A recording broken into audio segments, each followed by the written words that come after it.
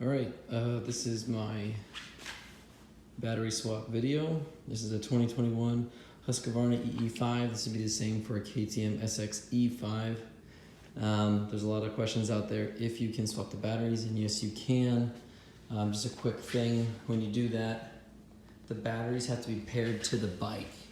You can have more than one battery paired to the bike, but when you buy the new battery, it's not paired to any bike, or they'll say it's unactivated, needs to be unlocked. So when you buy your new battery, you need to be at the dealer with your bike, and they need to put in the new battery and sync it to your bike. That way it'll work. Because if not, you'll go home, put it in like I did, and you'll get a, I think it's called the transportation code. It's code 83, and you can't use it. And then you freak out, thinking something's wrong, you're in the bike, but really it just had to be activated. Another thing is when you buy the battery, at least I'm assuming it's for everybody, there's usually a rubber grommet that goes here with like a metal bushing. It didn't come with mine, and I didn't figure that out until I opened everything, went to install it, and that's what happened. So here is the paper. Here is the part numbers. Looks like $14. So do yourself a favor, make that happen. All right, these are the tools that you need to do to take everything apart. You need a 10 and an 8mm socket. I like to use an extension, a flathead screwdriver, and your socket. Very straightforward. You can do this in 10 minutes. Very simple. It's very quick. Obviously at the track, your bike's gonna be a little bit more muddy, but you can do it. So let's get into it right now. This is the only thing right here that's gonna take your 8mm socket. So, and it's one bolt. So go ahead and take that off. And all this thing right here is, this is just your big giant like plastic skid plate. There it is. It's only at one bolt. This part just hooks under the frame in the back. I just put the bolt in here. That was a good habit. So when I'm at the track, I don't lose it. Okay, now while we're at it, we're going to pop off this right here, which is your terminals, your positive and negative are in there. It's just a pinch. It's like a pinch clamp. I just undo the bottom, and you should be able to get it open. Top one's easier, at least for me. And just kind of pry it open a little bit.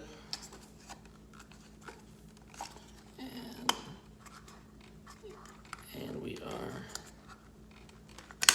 come on, off. Okay. So now, next thing we're gonna do is start taking apart. You can take off these terminals. Now these are live terminals, so if you've ever jumped a car and accidentally crossed your cables on accident when you're setting them back down on the ground, yeah, you will get a nice little shock. So on my other battery, when I'm not using it, I just have tape on the ends so that it doesn't accidentally, while I'm transporting to the track, the terminals don't touch and you fry a battery. The battery costs about $800, so kind of be an expensive mistake. All right, so I think we're on a roll here. All right, so these are just on there with little nuts right there. And then these parts just slide out. Positive and negative. You shouldn't be screwing these up because they color coded it for us people that aren't mechanically inclined. You know, got that little red and black there for us. Okay, so now we're just gonna move on to the other side. There's only 3 bolts that hold on the actual battery. You have right here and right here. Again, all the bolts now are 10mm. So we'll go ahead, take those off quickly. I mean, you should be able to do this, you know, after you'll get it down. I'd say you'll get it down. You'll be able to get it in 10 minutes. So, and I'm not a mechanically inclined person. I'm assuming most of us bought these bikes because we're not mechanically inclined. So if I can do it, you can for sure do it. I was one of those kids that took his bike apart growing up, stripped it down, got the frame all painted, and when I put the bike back together, I was missing a bolt. No, I wasn't missing a bolt. I had extra bolts. All right, so I actually have these clamps unclipped, but I'm gonna clip them back in for all sakes and purposes. Okay, so there's one clip under here, this guy right here. It is a lift up tab. So you lift up the tab to pull it apart, not a push down, it's a lift up. And what's really sucky is, in the owner's manual you'll get from the dealer for this bike, there's a lot of things that you want to do, but the book doesn't have anything about it. So I actually, when I was at the dealer, I was able to talk to the guy, and he kind of let me peer over the counter and take some pictures of they're actually assembling stuff. Their assemble, manual for their mechanics. So come over here. Oops, right here. Let's see. All right, so now we have one more bolt. That's already taken. So we have the last bolt actually. I'll show you right here. This is the last one. This one that mounts the engine. This one might be the one you want. Use an extender for your socket. Put mine way over there. All right, and then you'll be home free. Last bolt.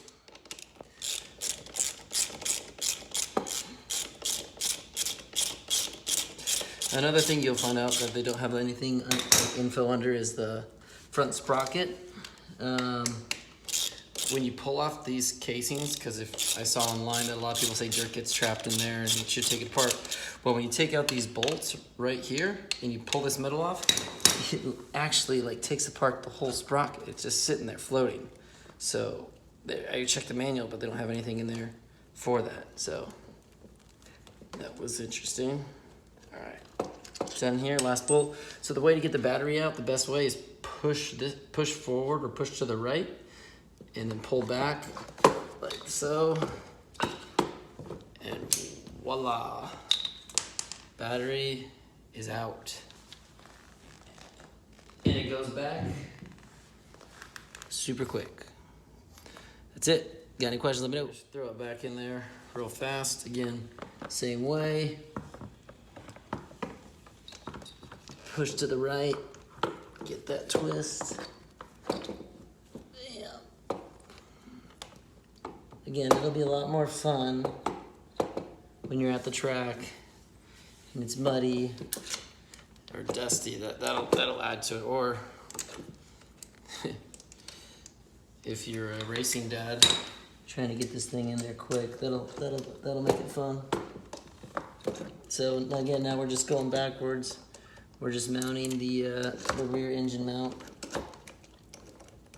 bolt first, and then kind of work our way the other way. So when you're transferring the battery, your new battery doesn't come with the battery and charge. I'd say the cap protector.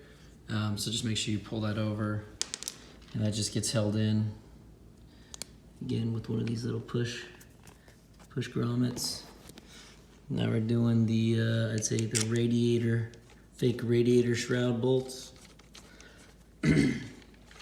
Again, all done with a 10 mil socket. The only one that's gonna be an 8 mil is when you're back and you're putting in the, this guy right here. So, okay, get these two in, and then onto the other side. Right, so then on this side, we are just going to connect these guys. Can I do it one-handed? I don't think I can. But you connect the battery right here again. And then right here, the thing that I messed up here before was, so this, you can see it's got a flat side and a round side. The round side is going to face up. So the round side is gonna go like this and point up. Because if you don't do it that way, you won't be able to get the terminal protector over the top. The next step, you're going to put the bolts back on to lock on the terminals. But before you do that, I would say power your bike on, since everything's now connected as far as wires. We got no flashing code sign, so we're good to go. So now you can just button it up. I do notice that water does get in here from the looks of it, right in there.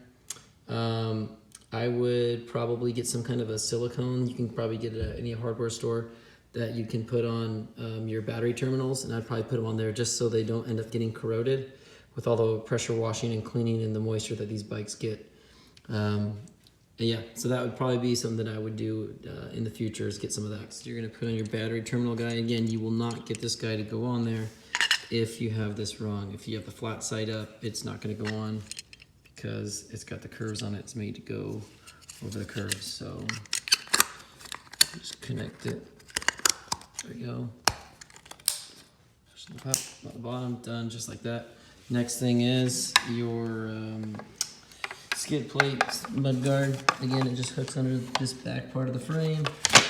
Up it goes like that. Put that bolt in there. And she's good to go. You can do this in 10 minutes.